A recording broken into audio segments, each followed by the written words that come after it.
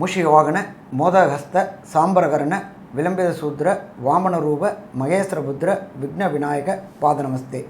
ಜೈ Ganesha பாகிமா Sri Ganesha ரக்ஷமா. Bhagavathi YouTube channel நேயர்களுக்கு ஹரிஹர் சர்மாவின் பணிவான நமஸ்காரங்கள். ஜோதிட குழுவின் சார்பாக சோபகிருது வருஷம் தை மாத பலன்கள் பார்ப்பதற்காக நாங்கள் வந்திருக்கின்றோம். அடியேன் சக்தி சுவாமி ஆகிய நானும் KS ஐயங்கார் அவர்களும் டாக்டர் ஹரிஹர சர்மா ஐயா அவர்களும் சக்தி ஜோதிட குழுவின் சார்பாக வந்திருக்கின்றோம். சோபகிருது வருஷம் தை மாத பலன்களை பற்றி பார்ப்பதற்காக அனைவருக்கும் சக்தி ஜோதிட குழுவின் சார்பாக பணிவான நமஸ்காரங்கள். நாம் ஒவ்வொரு மாதமும் பலன்கள் பார்த்துக்கிட்டு வரோம். தமிழ் மாத பலன்கள், ஆங்கில மாத பலன்கள், ராகு கேது பயிற்சி, குரு பயிற்சி மற்றும் சனி பயிற்சி இதெல்லாம் பார்த்துக்கிட்டு வரோம்.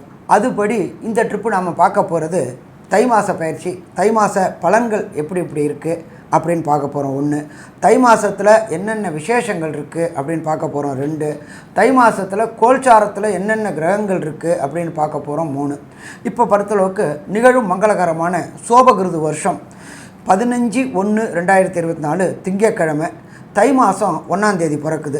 சற்றேறக்குறைய காலையில் 6:45 பிறக்குது. பிறக்கும்போதே நட்சத்திரம் உயர்ந்த நட்சத்திரமான சதய நட்சத்திரத்தில் பிறக்குது. அடுத்தது அன்றைக்கி பார்த்தோம் அப்படின்னாக்க சுக்லபட்ச சதுர்த்தி திதியில் பிறக்குது. இப்போ இந்த சதுர்த்தி திதியில் பிறக்கும்போது நம்மளுடைய கோல்சாரம் கிரகங்கள் என்னென்ன இருக்குது அப்படின்றத நம்ம இப்போ பார்ப்போமா. கோல்சாரத்தில் பொறுத்தளவுக்கு மேஷம் அப்படின்றது காலபுருஷ தத்துவத்துப்படி முதல் ராசியாக வருது மேஷம். முதல் ராசியில் பிரகஸ்பதியான குரு பகவான் ஆட்சி பெற்று அதாவது வீட்டில் இருக்கிறார் குரு மேஷத்தில். அப்போ இதே காலகட்டங்களில் பிறக்குது. அதுக்கு அடுத்தது பார்த்தோம் அப்படின்னாக்க 6ஆம் இடமான கன்னியா ராசியில் பொறுத்தளவுக்கு கேது பகவான் இருக்கார். அதுக்கு அடுத்தது காலபுருஷ தத்துவத்தின்படி 8ஆவது ராசியான விருச்சிக ராசியில் சுக்கிர பகவான் இருக்கார். அதுக்கு அடுத்தது செவ்வாயும் புத பகவானும் இந்த தை மாதம் பிறக்கிற காலகட்டங்களில் இருக்காங்க. சூரிய பகவான் மகரத்தில் இருக்கார். இந்த காலகட்டங்கள் அப்படின்றது அயனங்கள் மாறக்கூடிய காலகட்டங்கள். அப்போ இது மகர சங்கிரமணம் கூடக்கூடிய காலகட்டங்கள். மகர சங்கிரமணம் அப்படின்னாக்க சங்கராந்தி அப்படின்றது கூடக்கூடிய காலகட்டங்கள்.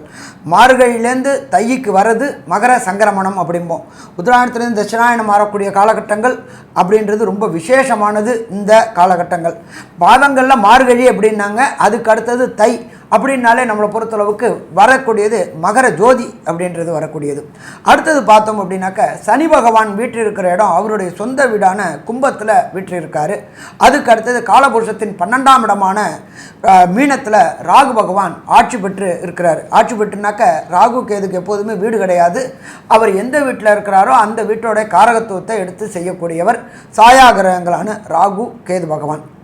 அடுத்தது இந்த மாதத்தில் பொறுத்தளவுக்கு என்னென்ன சிறப்பு விசேஷம் இருக்குது அப்படின்னாக்க நம்மளுடைய ஜோதிட சாஸ்திரத்தில் மட்டும் இல்லை, நம்மளோட வழக்கு மொழியிலே என்ன சொல்லுவோம் அப்படின்னாக்க தை பிறந்தா வழி பிறக்கும் அப்படிம்போம். அப்படி பிறக்கக்கூடிய தை பிறக்கிறது 15/1/2024. அதுதான் தை பொங்கல். பொங்கல் அப்படின்றத பொறுத்தளவுக்கு சூரிய பகவானை வணங்கக்கூடிய நாள். அப்போ இந்த காலகட்டங்களில் 15/1/2024 தை பொங்கல். அதுக்கு அடுத்தது நம்ம என்ன ஜோதிட சாஸ்திரத்தில் மட்டும் இல்லை, நம்மளுடைய நடைமுறையிலேயே நமக்கு யார் யார் சோறு போடுறாங்களோ, நமக்கு யார் யார் அன்னம் கொடுக்குறாங்களோ, யார் யார் மூலியமாக அன்னம் வருதோ அது எல்லாத்தையுமே நாம் தெய்வமாக பாவிக்கிறோம். அது மாடாக இருந்தாலும் சரி, அது இயந்திரமாக இருந்தாலும் சரி. அப்போ அந்த மாடு உழவுக்கு பயன்படக்கூடியது அந்த மாடு. அதனால் அன்றைய தினம் அப்படின்றது 16/1/2024 மாட்டுப் பொங்கலாக கொண்டாடுறோம். இந்த மாட்டுப் பொங்கலாக கொண்டாடுறது அப்படின்றது உழவுக்கு முக்கியமானது அந்த மாடு, அதுக்காக கொண்டாடுறோம். அதுக்கு அடுத்தது நமக்கு சோறு போடுறது யார் அப்படின்னாக்க உழவர்கள் தான். உழவர்களை கௌரவிக்கக்கூடிய தினம் அப்படின்னு பார்த்தோம்னாக்க 17/1/2024 உழவர் தினமாக இருக்குது. அதுக்கு அடுத்தது மிக முக்கியமானது தை பிறந்தா வழி பிறக்கும் அப்படிம்பாங்க. எம்பெருமான் முருகப்பெருமானுக்கு உகந்த நாள் அப்படின்றது தைப்பூசம். இந்த தைப்பூசம் அப்படின்றது 25/1/2024. அது மட்டும் இல்லை, அன்றைக்கி பௌர்ணமி தினமாகவும் இருக்குது. தைப்பூசம் அப்படின்னாலே பழனியில் பொறுத்தளவுக்கு மிக பிரம்மாண்டமானது. எல்லா முருகன் கோயிலையும் பூசம் விசேஷமானது. தை மாதத்தில் வர பூசம் ரொம்ப விசேஷமானது, பழனியில் விசேஷமானது. அதுக்கு அடுத்தது பார்த்தோம்னாக்க 30/1/2024 நம்மளுடைய ஆராதனை தியாக பிரம்மம். இந்த நாட்டியம் மற்றும் கலைகள் எல்லாத்துக்குமே முக்கியமானவர் அப்படின்றது தியாக பிரம்மம். தியாக பிரம்மத்துடைய ஆராதனை நாள் திருவையாறில் அன்றைக்கி பார்த்தீங்க அப்படின்னாக்க உலகத்தில் உள்ள அத்தனை கலைஞர்களும், அது சின்ன திரை கலைஞராக இருக்கட்டும், அது பெரிய திரை கலைஞராக இருக்கட்டும், இசை கலைஞராக இருக்கட்டும், நாட்டிய கலைஞர்களாக இருக்கட்டும், அத்தனை பேரும் ஒன்று கூடக்கூடிய நேரம், ஒன்று கூடக்கூடிய நாள் அப்படின்றது 30/1/2024. அதுக்கு அடுத்தது பார்த்தோம் அப்படின்னாக்க நம்மளை பொறுத்தளவுக்கு அமாவாசை அப்படின்றது ரொம்ப விசேஷமான தினம். அமாவாசைனா என்ன அப்படின்னாக்க பித்ருக்கள் நம்ம வீட்டுக்கு வரக்கூடிய தினம். இதில் பார்த்திங்கன்னா வருஷத்தில் 3 அமாவாசை மிக மிக விசேஷமான தினம். 1 மகாலய அமாவாசை, 2 ஆடி அமாவாசை, 3 தை அமாவாசை. இப்போ ஒரு சில பேர் என்ன பண்ணியிருப்பாங்க, இறந்தவங்களுக்கு திதி தெரியாதனால திதி கொடுக்காமல் இருந்திருப்பாங்க. எந்தவங்களுக்கு திதி கொடுக்கலையோ அவங்களுக்கு 5ஆம் இடம் பாதிக்கப்பட்டிருக்கும். 5ஆம் இடம்ன்றது பூர்வ புண்ணிய புத்திரஸ்தானம். அப்போ இந்த திதி தெரியாதவங்களை பொறுத்தளவுக்கு வருகின்ற 9/2/2024 தை அமாவாசை. இந்த தை அமாவாசையில் பொறுத்தளவுக்கு கொடுக்கக்கூடிய இடம் ஏதாவது ஒரு ஆறு அல்லது ஏரி அல்லது குளம் அல்லது கடல், இதை மாதிரி இடத்துல கொடுக்கும்பொழுது அந்த பித்திருக்களுக்கு ஒரு நாள் ஆகாரம். அமாவாசை அப்படின்னாலே அது ஒரு நாள் ஆகாரம். எள்ளு, நெல், அக்ஷதை இறைச்சி கொடுக்கக்கூடியது. எப்போ ஒருத்தங்களுக்கு பித்ருக்கள் ஆசீர்வாதமும் எப்போ ஒருத்தங்களுக்கு குலதெய்வ ஆசீர்வாதமும் வருதோ அப்போ ஆட்டோமேட்டிக்காக அந்த குடும்பத்தில் நல்லது நடக்கும். ஒரு சில பேருக்கு பார்த்தீங்க அப்படின்னாக்க பித்ருக்கள் ஆசீர்வாதம் இல்லாதனால திருமணம் தடை தாமதம்லாம் ஏற்பட்டிருக்கும். அவங்கெல்லாம் இந்த வரக்கூடிய தை அமாவாசையான 9/2/2024 அன்னைக்கு உங்களுடைய பித்ருக்கள் அத்தனை பேருக்குமே, தெரிஞ்சவங்க தெரியாதவங்க இருக்கிறவங்க எல்லாருக்குமே அங்கே கொடுக்கலாம். அப்போ கொடுக்கும்பொழுது குடும்பத்தில் நல்லது நடக்கக்கூடிய வாய்ப்புகள் உண்டு. இப்போ இதுக்கு அடுத்து நம்ம பார்க்க போகிறது ஒவ்வொரு ராசிக்கும் இந்த தை மாதத்தில் என்னென்ன நற்பலன்கள், என்னென்ன கெடுபலன்கள், அதே தவிர என்னென்ன விசேஷ தினங்கள் பார்த்துட்டோம். அதுக்கு அடுத்தது சந்திராசிரம தினங்கள். சந்திராசிரம தினங்கள்னாக்க முக்கியமான முடிவு எடுக்கக்கூடியதை தவிர்க்கக்கூடிய தினங்கள் என்னென்னு பார்க்க போகிறோம். அதுக்கு அடுத்தது என்ன பார்க்க போகிறோம் அப்படின்னாக்க, ஒரு சில பேருக்கு தசாநாதன், புத்திநாதன், அந்தரநாதன், சூட்சுமநாதன் சரியில்லை அப்படின்னாக்க அதற்கு உண்டான ஒவ்வொரு ராசிக்கும் உண்டான எளிய பரிகாரையும் பார்க்க போகிறோம். பொதுவாகவே இந்த மாச பலன்னு சொல்லக்கூடியது மாச கிரகங்கள்னு சொல்கிற சூரியன், புதன், சுக்கிரன் மற்றும் செவ்வாய், இந்த 4 கிரகங்களினுடைய பெயர்ச்சிகளை வச்சு சொல்லக்கூடியது. சூரியன் ஒரு ராசியிலிருந்து அடுத்த ராசிக்கு போகக்கூடியதை சௌரமானம்னு சொல்லக்கூடிய மாத பிறப்பா, அதாவது அந்த மாதம் பிறக்கிறத சொல்கிறது. இந்த வாட்டி தனுசு ராசியிலிருந்து மகர ராசிக்கு சூரிய பகவான் போகிறார். அது 15ஆம் தேதி ஆறுது. இந்த மாதத்தில் பார்த்தாலேயானால் செவ்வாய் பகவானும் சரி, புத பகவானும் சரி, சுக்கிர பகவானும் சரி, அவள் இருக்கக்கூடிய ராசியிலிருந்து அடுத்த ராசிக்கு போகிறான்.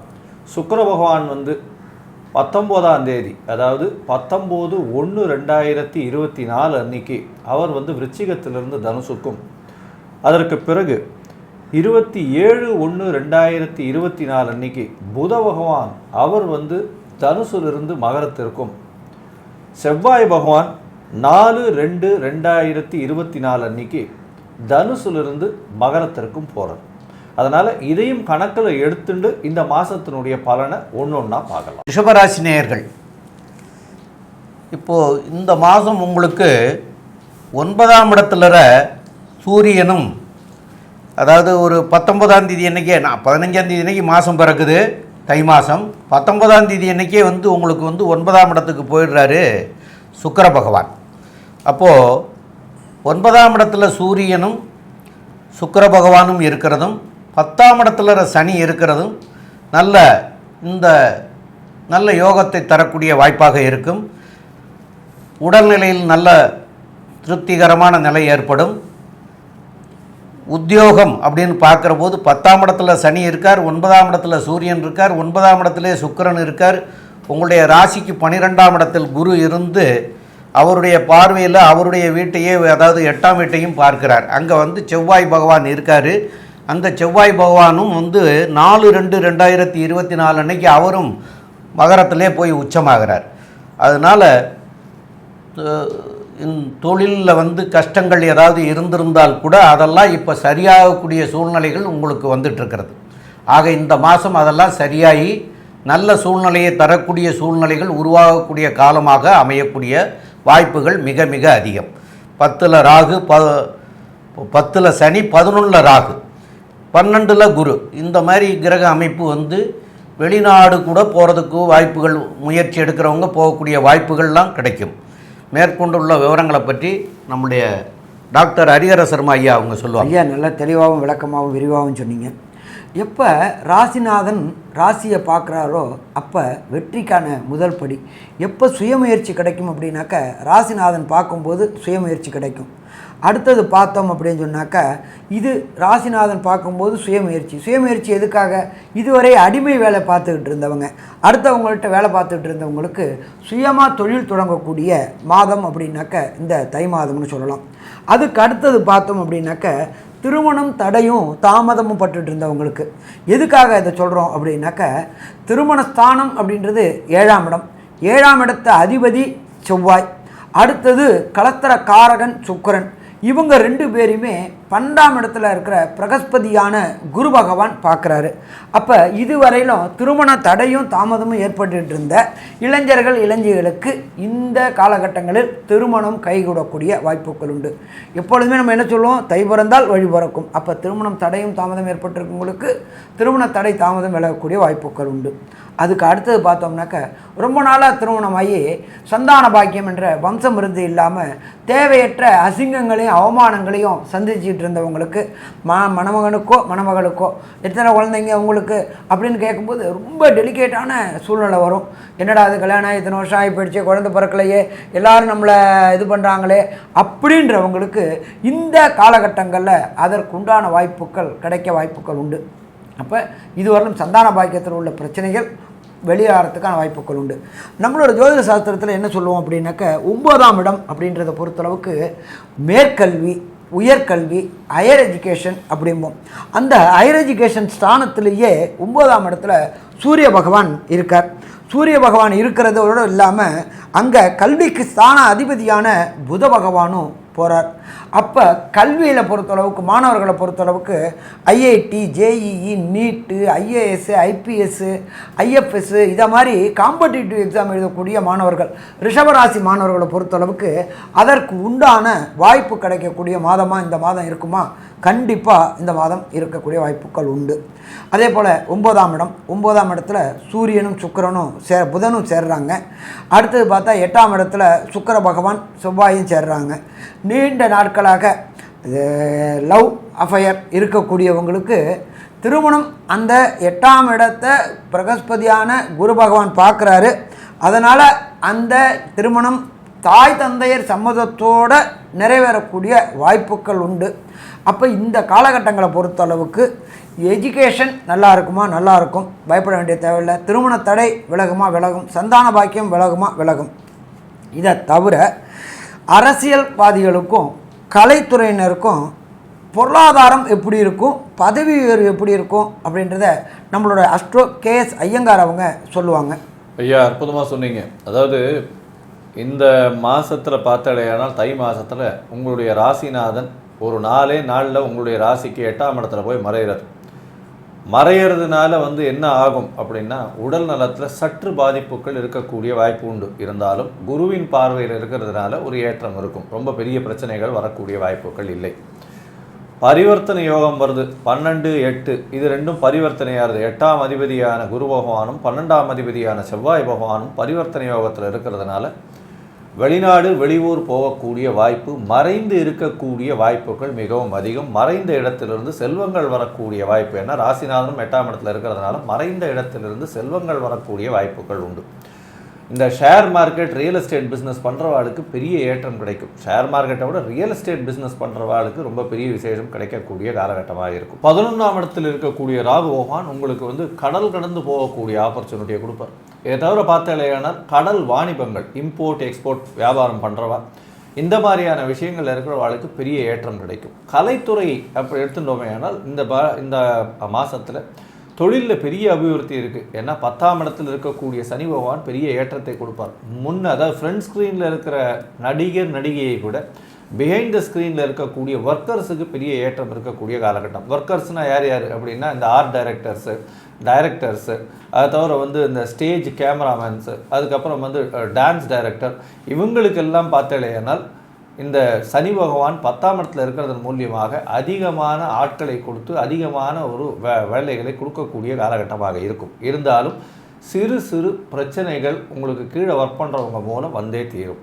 அதை தவிர வந்து வண்டி வாகனங்களில் போகக்கூடிய காலகட்டங்களில் கொஞ்சம் ஜாகிரதையாக போங்க. வண்டி வாகனங்கள் ரிப்பேர் ஆகக்கூடிய வாய்ப்புகள் நிச்சயமாக இருக்கும். பேரலாக வந்து மேனேஜ் பண்ணிக்கிறதுக்கு ஏதாவது ஒரு இது வச்சுக்கோங்க. அது வந்து ரொம்பவும் முக்கியம். ஏன்னா 10ஆம் இடத்துல சனி பகவான் சிறு சிறு பிரச்சனைகளை வண்டியின் மூலியமாகவும் இரும்பு மூலியமாகவும் கொடுக்கக்கூடிய காலகட்டமாக இந்த மாதம் அமையிறது.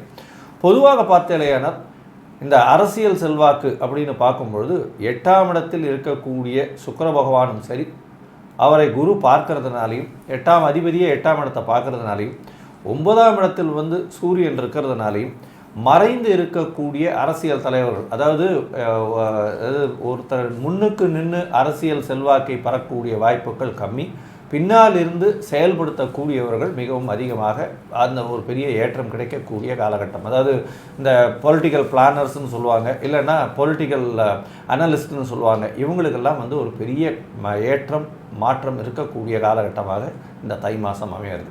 இந்த தை மாதத்தில் பார்த்தலையானால் அரசியல் பிரமுகர்களுக்கு, அதாவது பிஹைண்ட் த ஸ்க்ரீனில் இருக்கிறவங்களுக்கு நல்ல ஏற்றம், அதே மாதிரி கலைத்துறையில் இருக்கிறவங்களுக்கும் பெரிய ஏற்றம். கலைத்துறையில் வந்து இருக்கிறவங்களுக்கு வந்து 1-2 படங்கள் புக் ஆகக்கூடிய வாய்ப்புகள் மிகவும் அதிகமாக இருக்குது. அதுவும் ஃப்ரண்ட் ஸ்க்ரீனில் இல்லாத வாழ்க்கை, ஸ்டண்ட் மாஸ்டர் இந்த மாதிரியான பொசிஷன்ஸில் இருக்க வாழ்க்கை பெரிய ஏற்றங்கள் கிடைக்கும்.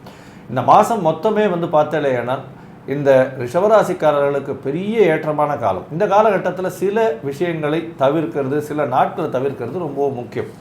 அதை வந்து சந்திராஷ்டம நாட்கள் அப்படின்னு சொல்கிறோம். இந்த சந்திராஷ்டம நாட்கள் என்னென்னைக்கு வருது ரிஷபராசிக்கு அப்படின்றத பார்ப்போம். அதற்கப்புறம் வந்து எளிய பரிகாரமாக இந்த ரிஷபராசிக்காரர்களுக்கு என்னென்ன செய்யலாம் அப்படின்றதையும் பார்க்கலாம். ஐயா கிட்ட கேட்போம். ஐயா, ரொம்ப அற்புதமாக சொன்னீங்க.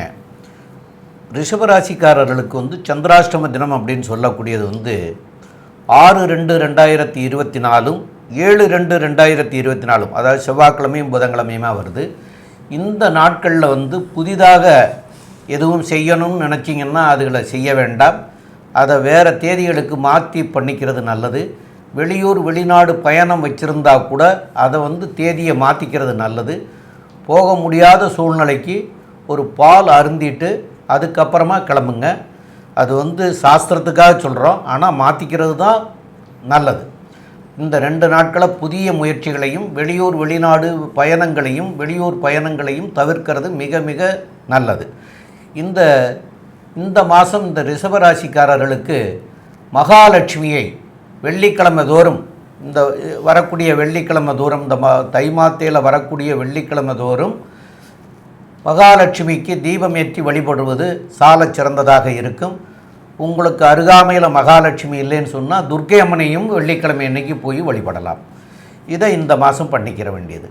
மேலும் உள்ள இந்த மாதமும் எப்படி இருக்கும் அப்படிங்கிறத நம்முடைய கே சம்பத்தையங்கார் அவர்கள் சொல்லுவாங்க.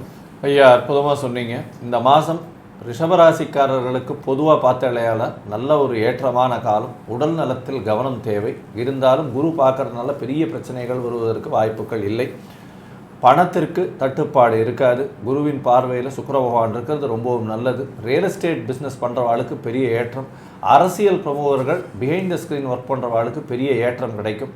அதை தவிர வந்து கலைத்துறையில் இருக்கிறவாளுக்கு வந்து ஃப்ரண்ட் ஸ்க்ரீனில் வர்றவாளை விட பிஹைண்ட் த ஸ்க்ரீன் ஒர்க் பண்ணுறவாளுக்கு பெரிய ஏற்றம். டெக்னிக்கல் சைடாக இருக்கட்டும், அதை தவிர ஆர்ட் டைரக்டர்ஸாக இருக்கட்டும், ஸ்டண்ட் மாஸ்டர்ஸாக இருக்கட்டும், கேமரா மேனாக இருக்கட்டும், இவாளுக்கெல்லாம் பெரிய ஏற்றம் கிடைக்கக்கூடிய காலகட்டம். நாட்டை விட்டு வெளியில் சென்று வேலை செய்யக்கூடிய காலகட்டமாக இந்த மாதம் அமைய போகிறது. வெளிநாட்டிலிருந்து நல்ல முதலீடு தொழிலுக்கு வரக்கூடிய வாய்ப்புகள் உண்டு. வெளிநாட்டினுடைய இம்போர்ட் எக்ஸ்போர்ட் பிஸ்னஸ் பண்ணுறவாளுக்கு பெரிய ஏற்றம் கிடைக்கும். அதுவும் வந்து கடல் சார் உயிரினங்கள் இருக்கக்கூடிய அதை இம்போர்ட் எக்ஸ்போர்ட் பண்ணுறவாளுக்கெல்லாம் பெரிய ஏற்றமான காலம். பால் சம்பந்தப்பட்ட, அதை தவிர பால் பதனிட்டு விற்கக்கூடிய, அதாவது நெய், கோவா, இந்த மாதிரியான பன்னீர், இந்த மாதிரியான விஷயங்கள் 18 விற்கப்படக்கூடிய விஷயங்கள்லாம் வந்து அந்த பொருள் விலையேற்றத்தினாலேயும் வந்து ஒரு பெரிய ஏற்றம் கிடைக்கக்கூடிய காலகட்டமாக இந்த மாதம் நிச்சயமாக அமையிறது. பொதுவாக பார்த்தேனால் இந்த தை மாதம் ஒரு பெரிய பொற்காலமாக இந்த ரிஷபராசிக்காரர்களுக்கு அமையும் அப்படின்னு இந்த சக்தி ஜோதிட குழு சொல்லுது. நன்றி, நமஸ்காரம். ஸ்ரீ பகவதி யூடியூப் சேனல் பார்த்த அன்பர்களுக்கு நன்றி. இதே போன்று ஆன்மீக தொடர்புடைய, ஜோதிட தொடர்புடைய தகவல்களை தொடர்ந்து நீங்கள் பெற ஸ்ரீ பகவதி யூடியூப் சேனலை சப்ஸ்கிரைப் செய்யுங்கள். மற்றும் அருகில் உள்ள பெல் ஐக்கானை அதை அழுத்தினீர்கள் என்றால் தொடர்ந்து என்னுடைய சேனலை பார்க்க முடியும். நன்றி, நமஸ்காரம்.